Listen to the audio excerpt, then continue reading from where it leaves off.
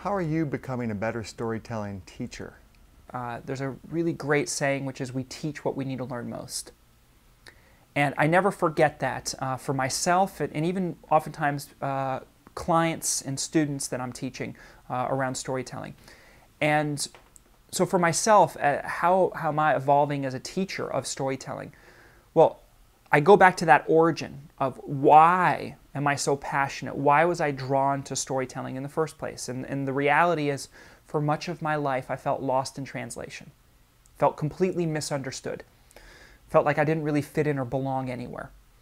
And that's, in many ways, what brought me to storytelling. Also, being an entrepreneur and working with issues of innovation, seeing that the innovator's dilemma of crossing the chasm, of getting others to see and care, believe in the same things you do, same principles applied. So I think what's starting to change for me in teaching storytelling is more and more I'm becoming comfortable with myself. And so that allows me to, one, be more present with my audience. And in that process, I'd like to think and hope that I'm becoming a better listener.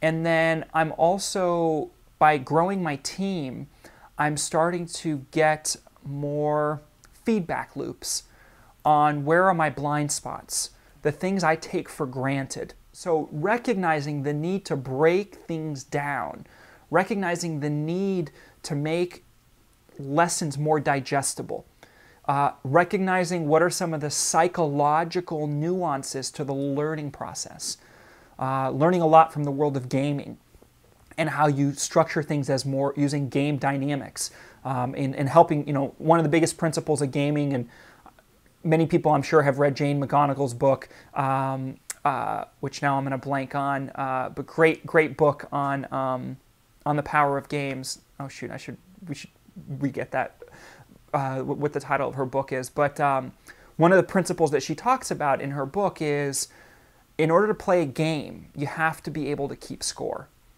So really important principle for the learning process. If you're taking people on a learning journey, you want to help them keep score, which means giving them checklists, which means giving them a sense of, here's the roadmap of the journey you're going on, which means giving little teasers at the end of a module that whets their appetite for what's coming next, which means helping people celebrate the victories of what they've accomplished and how far they've come so far.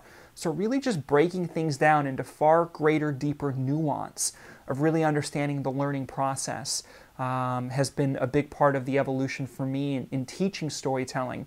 And then, coming back to this notion of the V factor of my own vulnerability. So really trying to practice what I preach and, sharing more of my own inner journey with people and letting them know that, look, I'm going through the same stuff you're going through. We may be at different places in the journey, but there's certain themes that come back full circle again and again. And we have a lot to learn from each other.